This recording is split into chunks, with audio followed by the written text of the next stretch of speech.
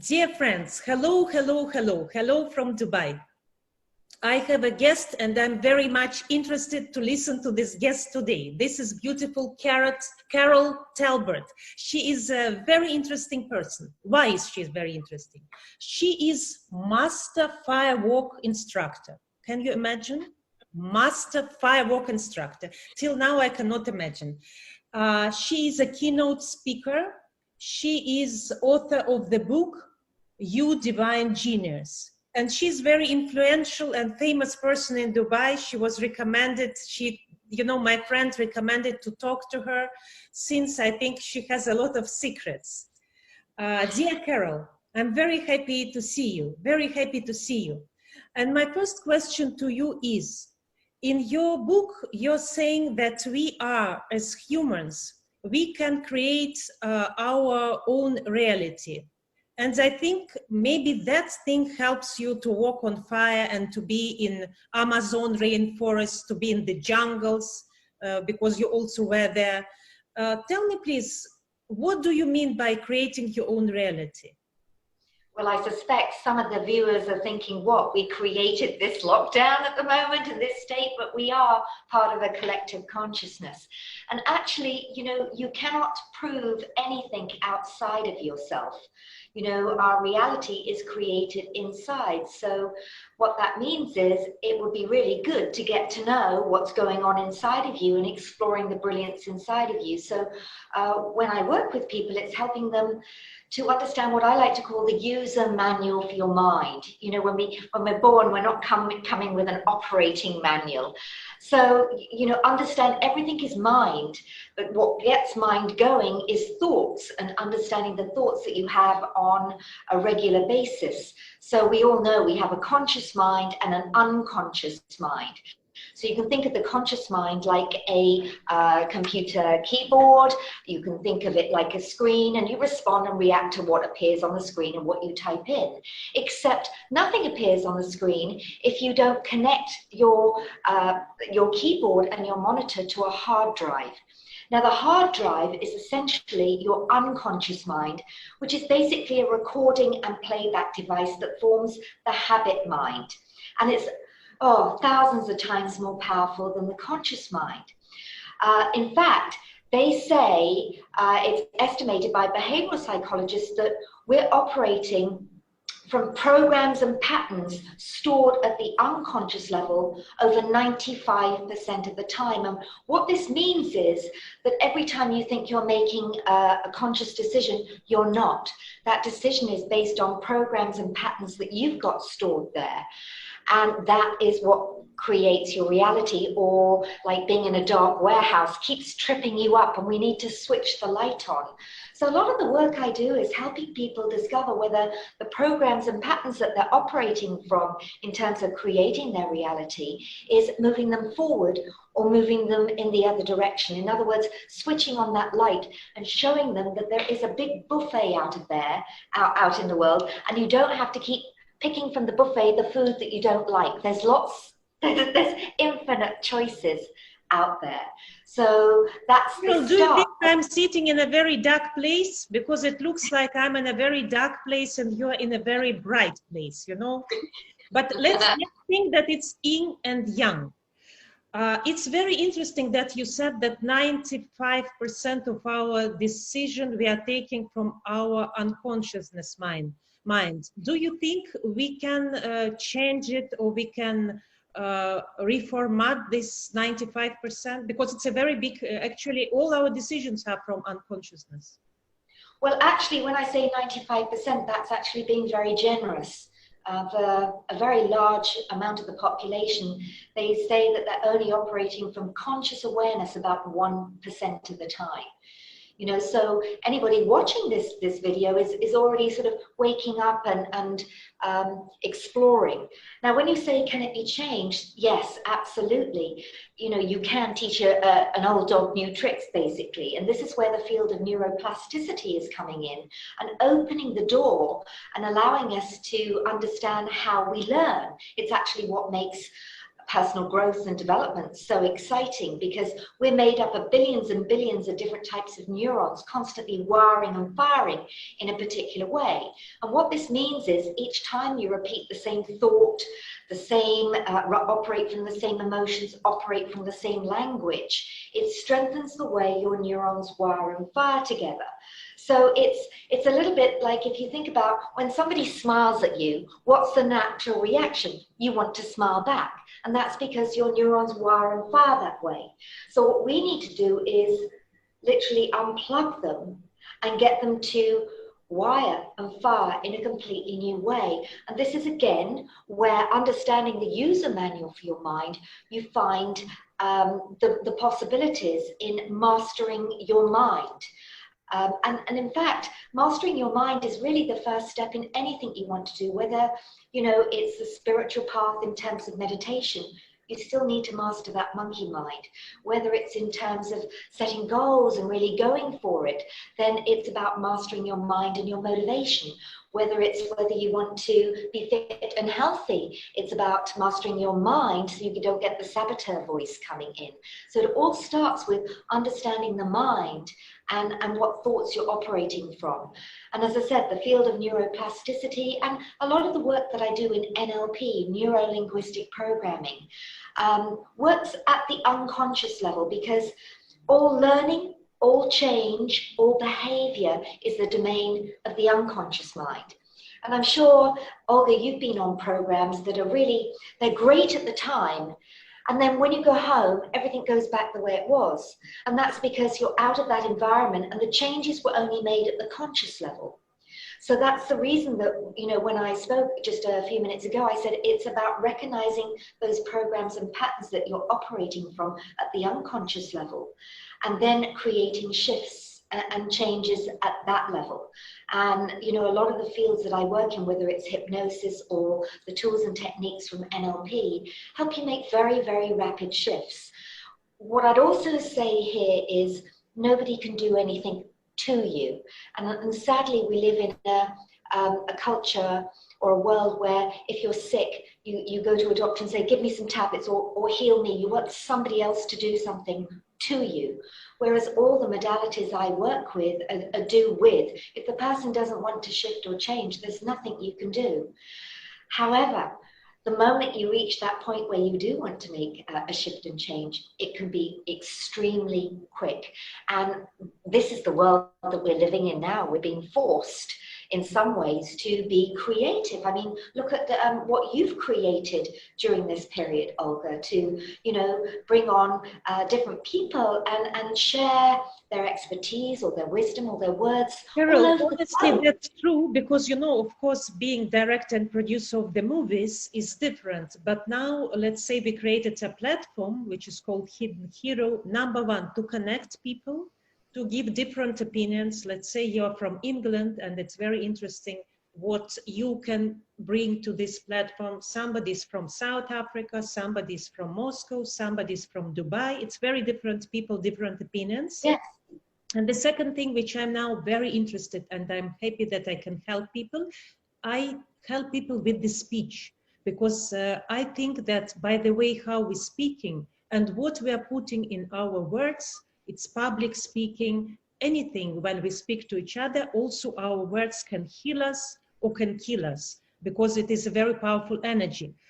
Carol, tell me this, you are the master of firework, you're a master of firework. Yesterday I had a very big discussion with my parents when I was telling them about you.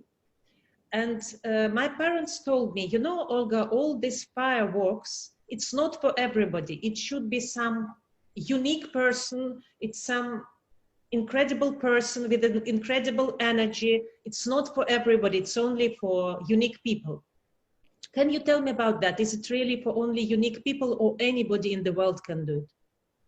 Well, first of all, if you think about firewalking, it's been around for thousands and thousands of years, and it's been practiced in different cultures all over the globe, some for healing, some for energy, some as a rite of passage for children. Now, just for a moment, consider, why would something persist for thousands and thousands of years unless it works? So one, it does work, and it highlights that we have been taught certain beliefs and what's possible and what's not possible. And that's kept us kind of like in a box, you know, and that's not true. I believe we're superhuman, that we have so much latent brilliancy within us that is just waiting for exploring. So obviously when people ask me about firewalking, they say, come on, Carol, it is, you know, why do you do that? And it's a very good question, because do we need more firewalkers in the world? Probably not. But what the world does need is more people who can face their fears. And so I've seen the fire inspire that sort of courage in people to go beyond who they believe themselves to be. And so going back to what I said earlier, that, you know, 95% of our behavior or more is based on the programs and patterns that we've got stored. It's also, there's research that shows that 95% of who we are by the age of 35 is already set in terms of how we'll respond, react, emote in any situation. It's already carved in stone, which begs the question, how do you ever learn anything new when you're kind of like set? And this is where the firewalk comes in, because when people come to an experience like that, they've got no way of knowing how to respond. They've done nothing like it before. And that's what happens with something nobody teach you in kindergarten. Yeah. So when people see my waiver form, they're going, I'm not signing that. And I always say, well, sign it, you may change your mind. And then somewhere during the evening, in the couple of hours, I'm able to instill that belief that it might be possible. And then one person walks across the coals, and next they're walking back and forth and dancing. And then what that does is, it begs the question, if I can do that, what else can I do? In other words, what else have I been taught that is a lie, that's not actually true? Where else have I been limited and kept in this box of, you know, if you think about it, Olga, when we're born, we're told our name, our race, our religion. We're sent to school and we're taught a history that may or may not be true. We're marked on that history, and then we end up being top of the class or bottom of the class. And then everything is set up to be, you win or you lose, or you have to be the best. And, you know, this is what's created on social media. You have to look at me, look at me, look at me. And, you know, it masks all our true brilliance. So it's one of the reasons that I do these breakthrough experiences like the Firewalk. It's such a beautiful experience to walk across those coals and feel the energy and be more than you thought you could be. This is very strong because, you know, this is very strong because I think if you can do firework, then you can have a lot of projects, then you can study new languages, then you can meet new people, then you can be not afraid to be new you. Because if you did that, it will open a lot of doors. Do you think that it is good for kids, for adults, or are there any age limits to do this? No, actually, I often ask that, and I'm lucky. I've traveled all around the region running firewalks, particularly for YPO, which is the Young Presidents Organization. It's a world and global organization, but they often ask if they can bring their children. And honestly, Olga, it's beautiful to see young children walk across those coals, because they do not have the fear that has been instilled into us by, you know, so much mainstream media. That they're very open in so many ways. It's like, you know, when there's a lot of schools that teach children to see without their eyes, because actually we only take in information through our eyes, and then it's, you know, sent to different parts of the brain, and then we perceive it as images. Children's brain is not so well developed or carved in stone, so it's just beautiful. And then you also said something else there about, you know, you can create a new you, but actually, really, in terms of unlearning and letting go, I believe it's helping people discover, into discovering more of who they truly are. It's like peeling away the layers of the onion and discovering that you really are beautiful. And that when you find that beauty and accept yourself rather than expecting it from outside, when you become still, we are electromagnetic beings. Everything comes to you in a way that you can't imagine. You don't have to go here, here, here, here. It's like the unified field, the universe finds you when you become more of who you are and less of who you're not. It's beautiful. You mean, Carol, that just sitting in the house, it doesn't mean that you will travel to 50 countries. You go everywhere, you meet with everyone. If you are open to unlearning, as you said, and to learn something new, everything will come to you as you are a magnet already. Yes, yes, and look, at the beautiful thing that we have within us is our imagination. So when I hear people say and moan and groan, oh, I couldn't go on holiday this year, we can't travel. And I say, well, have you been to amazing places in the world? I know I have, and you know, I've traveled extensively. And, you know, I only have to close my eyes. Or, you know, when you look at some of the pictures you took, and you can be in those places right now. Because this is the power we have within us that we've been gifted with. So can we go on journeys right now? Yes, the beautiful journeys of the mind and the imagination. How gifted we are. Carol, it looks like you're not afraid of anything. You're not afraid of these changes that are going in the world, because most of the people, they say, we're afraid to lose job. We're afraid there will be nothing to feed our children. Now in the social media and everywhere, you know, articles that maybe soon there will be hunger, and this hunger will be bigger than ever the humanity witnessed before, and about this COVID things. So there is really a lot of fear. So, but you're the person who are living in the jungles, in Amazon rainforest. Why you're not afraid? I just want to understand that. Okay, so most people, when they go into the Amazon rainforest, and I went to a very remote area in Ecuador, are frightened of all the snakes and creepy crawlies. And by the way, I'm not saying at any stretch of the imagination I have no fears, that I'm not scared of you know, snakes and things like that. However, I did a little research, and we were recommended books to read, and I didn't do too much. And I went with an open heart and an open mind. And, you know, I remember flying on a small plane into the rainforest from Shell in Ecuador. And I had tears streaming down my eyes, Olga, because you're flying into the heart and lungs of the world. There was also a time when our guide, we were a very small group, we were split into different groups.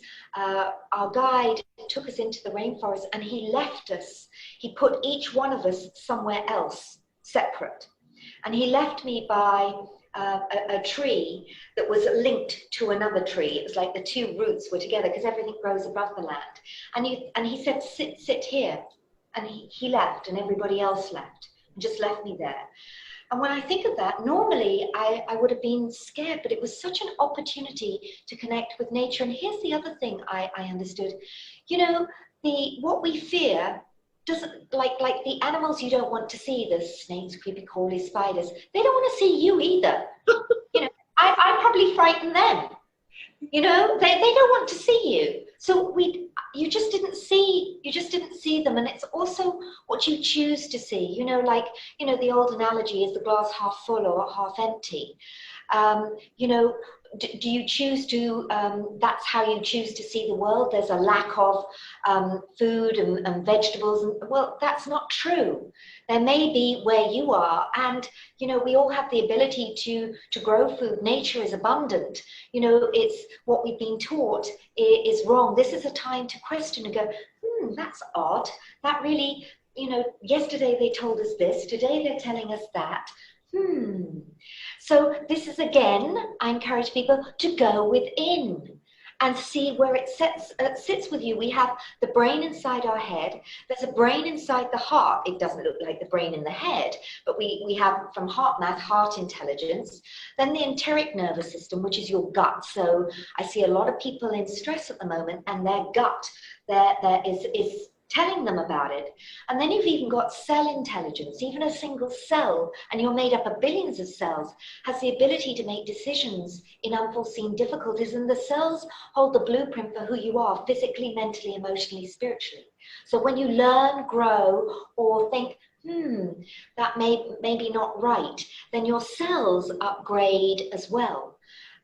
You know, so it really is a time to question, what are we feeding ourselves, so that we can tap into that brilliance within. It is actually a time to eat clean and eat light, and start detoxing our system and our world. This is like, to me, oil coming to the surface, and Gaia crying out and saying, "Hey, wake up, we need to do something." And the answers are within. Carol, you know, you're like the fairy of clean water. That's why I think you're drinking water. The fairy of the lights, the fairy of Amazon rainforest, the fairy of the fire, walking on the fire. Do you think you were born like that, or you made yourself like that? Some people are born and gifted. Others, it's a curiosity. For me, I just love learning, and I was very blessed. I had a really my mother was always a little bit left of center, and I actually found out recently my grandfather would be reading books by Alice Bailey or Madame Blavatsky. So I don't know whether it's, you know, being passed down to the generation.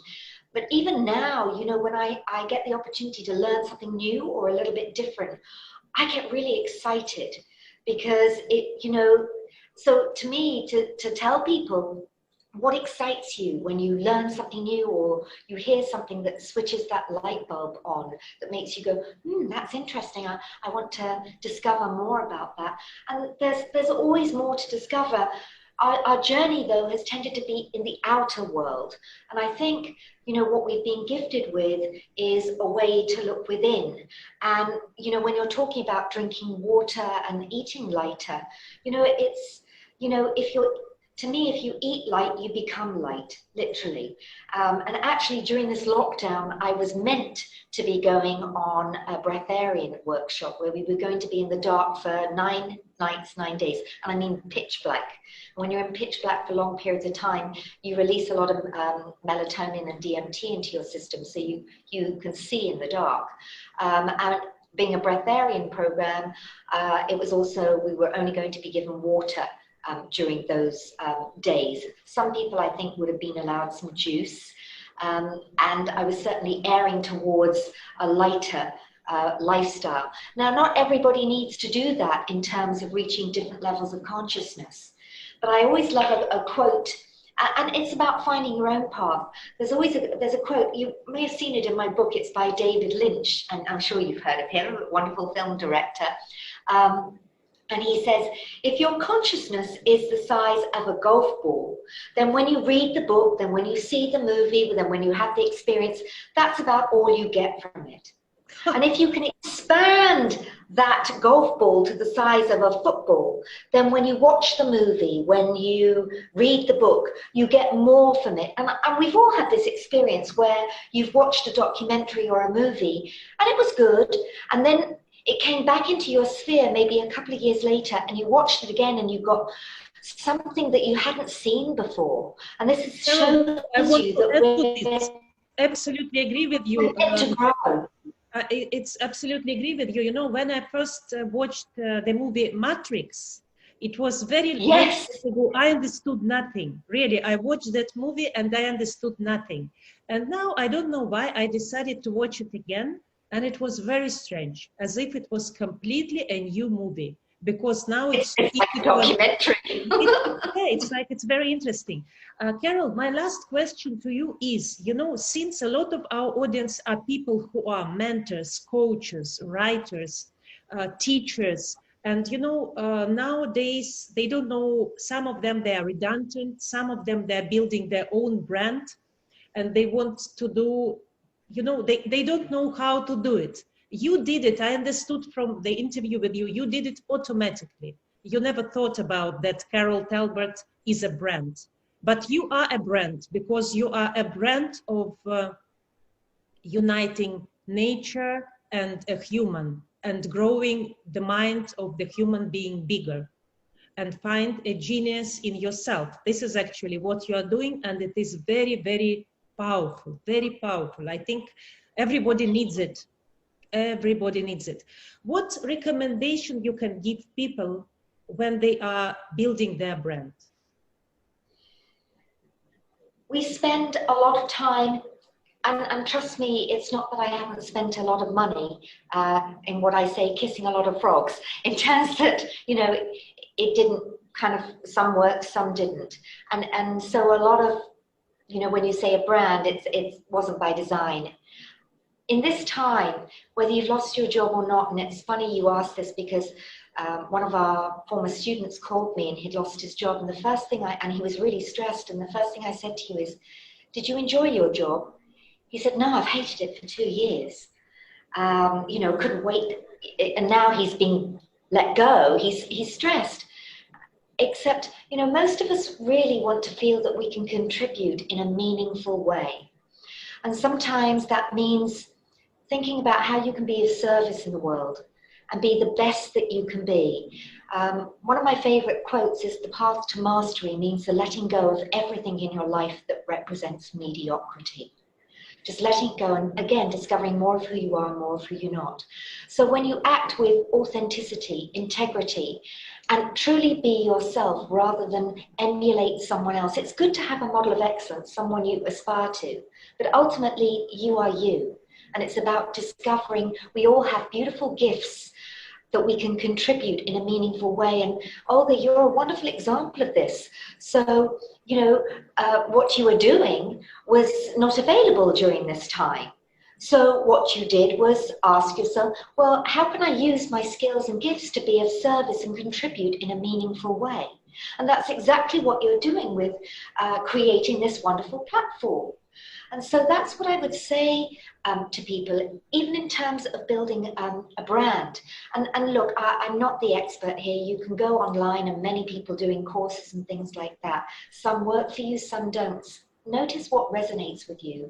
But ultimately, think about or consider what brings you joy when you're able to contribute in a meaningful way. And most people, that gives them great joy when they know that they've been able to contribute in a meaningful way with integrity and authenticity, so that people feel that we're energetic beings. You talked about energy. Our words are energy, our thoughts are energy, our emotions are energy, and people are attracted by your energy, even through the screen. You know, it makes a difference.